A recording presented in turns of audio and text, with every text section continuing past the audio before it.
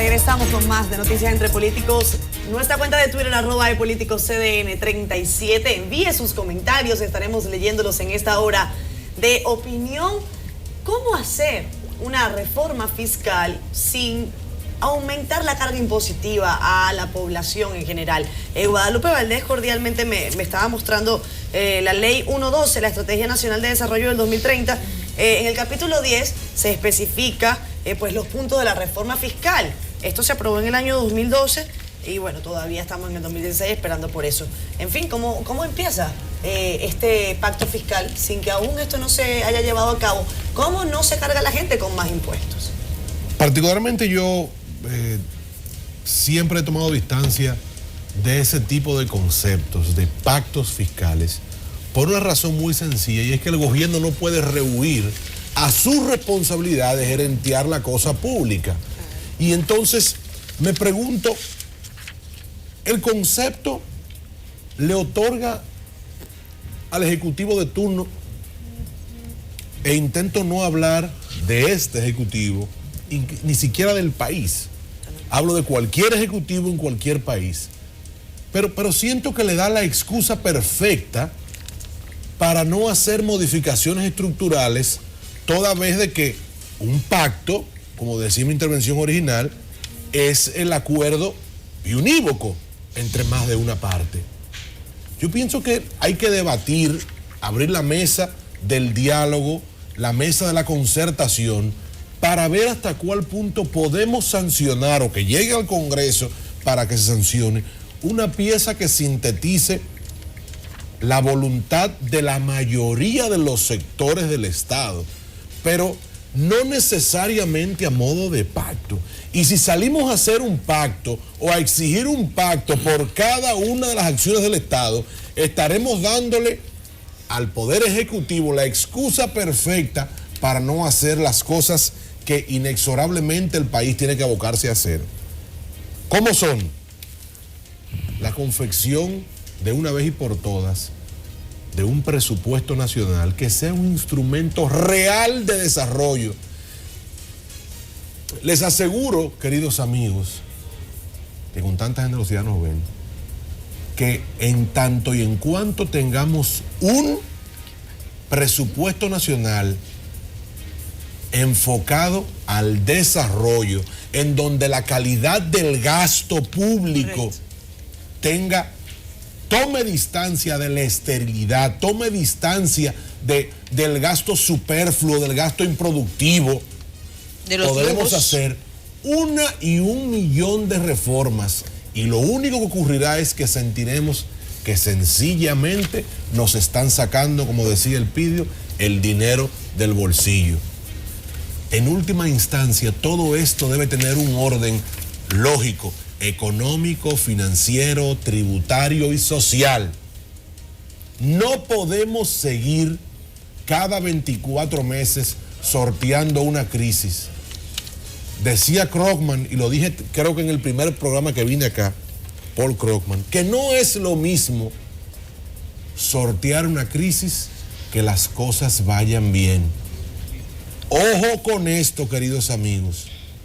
El país tiene, al menos si aspira la nación a dar un salto cualitativo de desarrollo, tiene obligatoriamente que construir un modelo económico y financiero moderno, incluyente, en donde se sinteticen el sentir de la mayoría de los sectores. Y por ello me preocupa tanto que se salga a decir hoy que hay que gravar la banca, que hay que grabar los ahorros, que hay que aumentar el ISR. Se estimula. A mí me parece que, particularmente yo no estoy de acuerdo con ellos, pero me parece un tanto hasta irresponsable, sin mostrar, sin soportar el porqué, la plataforma financiera y económica de este tipo de pronunciamientos. A mí me parece que esto pasa del empirismo. Tenemos necesariamente que los que tienen formación en estas áreas sentarse con la cabeza fría a solventar estos problemas, no que lo que cualquiera piense salga a decirlo y que tenga algún nivel de eco en la sociedad. Bueno, lo primero es que tenemos que hacer referencia a la Estrategia Nacional de Desarrollo. El pacto fiscal no es un invento de ayer, es un acuerdo al que llegaron las fuerzas políticas, sociales, económicas de este país en el año 2012, aprobando esa ley en el Congreso de la República. Pero debemos recordar que el país duró casi 5 años discutiendo el contenido de este documento de la Estrategia Nacional de Desarrollo. Cuando en el capítulo 10 se coloca en el artículo 34, 35 y 36 que había que hacer 3 pactos fiscales, 3 pactos fundamentales para el desarrollo del país, es que la sociedad, el país entendía y eran fundamentales. ¿Cuál fue el primero? El pacto educativo. El segundo, el pacto eléctrico que está en proceso. Y el tercero, el pacto fiscal, que debió iniciarse hace más de 3 años. Y eso lo decía el propio documento. Entonces no podemos estar diciendo que queremos o no un pacto, que si queremos o no. Es que tenemos una ley y todos tenemos que cumplir la ley. Todos tenemos que hacer que esos pactos se hagan de la mejor forma posible, con la participación de los diversos sectores y donde no se lesione al más vulnerable, a las personas con menores niveles de ingreso, como significa un pacto fiscal. En ese sentido, es fundamental que desde la ciudadanía haya una exigibilidad para que se cumpla con lo establecido en la Estrategia Nacional de Desarrollo, que plantea que hay que tener el control de la evasión fiscal. ¿Qué significa la evasión fiscal? Significa que los que tienen que pagar impuestos paguen sus impuestos y que no solamente se cobren los impuestos de los más pobres, que es lo que se paga a través del ITEVI, que nadie lo puede evadir, porque a todo el que compra un consumo, que va a comprar productos comestibles, que va a comprar textiles, que va a comprar zapatos, se le grava con un impuesto. Pero hay otros impuestos que son los impuestos que se evaden en la sociedad, que son los que más tienen, que hay que pagar el impuesto y que son las formas de evadirlo. Y a eso es lo que se refiere el pacto fiscal. El pacto fiscal dice: no graven solamente a un sector, todos tenemos que pagar impuestos. Y los que más tienen ingresos en la sociedad son los que más tienen que pagar impuestos, para que sea una reforma fiscal justa y equitativa. Por otro lado, quiero señalar el otro tema, es el control, la eficiencia y la calidad del gasto. ¿Qué quiere decir? Que el gobierno, los gobiernos locales, el propio Congreso de la República tienen que mejorar su gasto, haciéndolo mucho más eficiente en la provisión de servicios de calidad, como es el caso de educación, de salud, de vivienda, entre otros puntos. Ahora, con esto termino para que mis colegas continúen. Es fundamental que el Congreso de la República asuma su responsabilidad aprobando la Ley de Responsabilidad y Transparencia Fiscal, que fue depositada en septiembre del 2013 y que hoy justamente estaba siendo trabajada por 3 comisiones: la de Deuda Pública, la de Economía, Planificación y Desarrollo y la de Hacienda, y que hay que tratar que esa ley se apruebe antes de que termine esta legislatura, que es el 25 de julio, porque tiene 2 años y 10 meses en el Congreso de la República, y esa ley es fundamental y la plantea también la Estrategia Nacional de Desarrollo. Cuando hablamos del tema del pacto fiscal, necesariamente hay que tocar temas que son centrales en todo este debate. Es necesario discutir el déficit presupuestario, es necesario discutir la evasión fiscal, es necesario discutir el tema de subsidios y es necesario discutir la presión tributaria. Cuando hablamos, por ejemplo, del déficit presupuestario, cada año el Congreso de la República aprueba un presupuesto con un nivel de déficit que va entre 2 y un 4%. En la medida en que un presupuesto es deficitario, entonces el Estado, el gobierno, debe endeudarse para poder financiar ese déficit.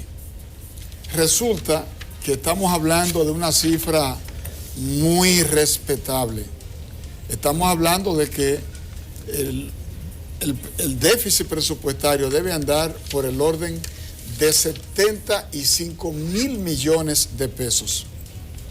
Y justamente todo el debate para llegar a un pacto fiscal es justamente para financiar el déficit y llevarlo a cero. El presidente Danilo Medina se trazó metas para reducir el déficit presupuestario y en este momento debe andar por el orden de un 2% a un 2.3%, porque se fijó como meta bajarlo de un 4 a un 2 y ha estado cumpliendo con ese propósito. En ese sentido, hay que decir que el pacto eléctrico, de llegar a concretarse, va a ayudar mucho a recuperar una parte de dinero que el Estado pierde en subsidiar ese sector eléctrico. Por eso tiene tanto significado y tanto valor las 2 plantas a carbón que el gobierno está construyendo, porque la construcción de estas 2 plantas va a poner al Estado en condición de comprar la energía más barata que como la ha estado adquiriendo con el actual esquema de compra en el mercado privado del servicio eléctrico. Pero además, este es el tema de elevación. Aquí estamos hablando de que el ITEVIS, que paga Josefa, que paga Guadalupe, que paga Monchi, que paga Janet y que pagamos todos y cada uno de nosotros, el 40% de ese dinero que retiene el comerciante no lo paga. Oigan bien, el dinero que a mí me descuentan por el pago del ITEVIS, que debe ir a los fondos del Estado para financiar las actividades públicas, los servicios públicos, el 40% de ese dinero se queda en las arcas privadas. Entonces, ese es un tema que hay que atacar. El tema de la evasión, el tema de los subsidios. Aquí hay subsidios que no resisten un análisis. Y sin embargo, se le está concediendo a sectores que lo utilizan solo para enriquecerse. Y de esa riqueza empresarial y sectorial no le toca nada, o mejor dicho, para ser justo, le toca muy poco al ciudadano. De modo que cuando el gobierno dice que en una reforma fiscal no habrá creación de nuevos impuestos, yo apuesto al gobierno para que sea así. De modo que el gobierno, el dinero que necesita para financiar el presupuesto completamente, no lo saque de nuevos impuestos, porque finalmente los impuestos se convierten en regresivos. Aunque se le apliquen a los ricos, son los pobres los que terminan pagando los impuestos. Realmente yo creo que hay una gran debilidad en el gobierno en términos de asumir lo que son los planteamientos de la Estrategia Nacional de Desarrollo y que junto con sus técnicos, economistas, puedan pues poner en práctica todos los mandatos que está planteando esa estrategia cuando habla de manera clara de un gran pacto fiscal que ameritaría de la transparencia en lo que ha sido la inversión del presupuesto en la República Dominicana. Esto es difícil para el gobierno porque precisamente la gran cantidad de préstamos que nosotros hemos aprobado en el Congreso Nacional, que se han aprobado en el Congreso Nacional, esta, por ejemplo, mencionada por Elpidio Báez, el de las plantas a carbón, que precisamente aún no se termina de transparentar su inversión y en términos de lo que puede ser su productividad, pues todavía también es mucho más cuestionada. Creo que en el Congreso Nacional se han aprobado préstamos que muchas veces no, la mayoría de las ocasiones han despertado la suspicacia de la población en términos de que muchas veces se trata de obras sobrevaluadas y que su destino no ha sido claro y que precisamente realmente la población aún está esperando por qué tiene que pagar esos platos rotos cuando el propio gobierno lo que hace es invertir esos recursos en asuntos que no necesariamente son del interés nacional, ni mucho menos implicaría esto una mayor productividad. Y nosotros creemos que, además de todo lo que hemos consensuado aquí, que hay que aumentar la calidad del gasto, que hay que priorizar el gasto en asuntos productivos que pueda haber un retorno, pero que además tenemos que aumentar la calidad del empleo en la República Dominicana y eliminar de esas nóminas y nominillas la cantidad de botellas que hay en el gobierno, esos grandes salarios a megadivas, a familiares y demás, que yo creo que obviamente la población no está sintiendo que yo estoy hablando algo que no han escuchado o que ellos no saben. Pero también nosotros llamamos la atención sobre esos funcionarios que tienen salarios de lujo, que son asqueantes frente a los demás empleados que tiene el gobierno, los dominicanos de a pie, la gente común que tiene salarios de miseria frente a salarios de miles y miles de millones de pesos y que no son justificables, hasta de gente que están sentadas en su casa. Entonces, el pueblo dominicano tiene que reaccionar ante tales aberraciones.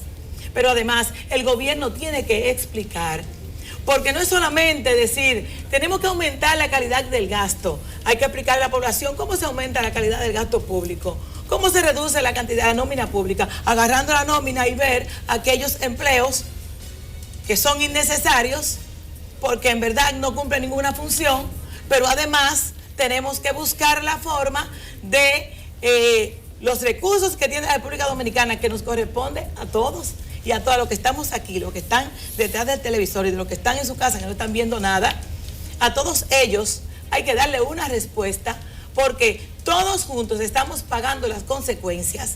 Se ha hablado de evasiones, se ha hablado también de trabajar lo que son las exenciones fiscales, pero tiene que haber también un estímulo al sector empresarial para que de alguna manera ellos puedan crecer, pero que haya un retorno para que la población también se beneficie y esto redunde en una reducción de esos impuestos que pues se traducirían en empleos de calidad y demás para que la población, el alto porcentaje de desempleados que hay en el país, pues pueda también reducirse. O sea, es algo que hay que tomarlo en serio.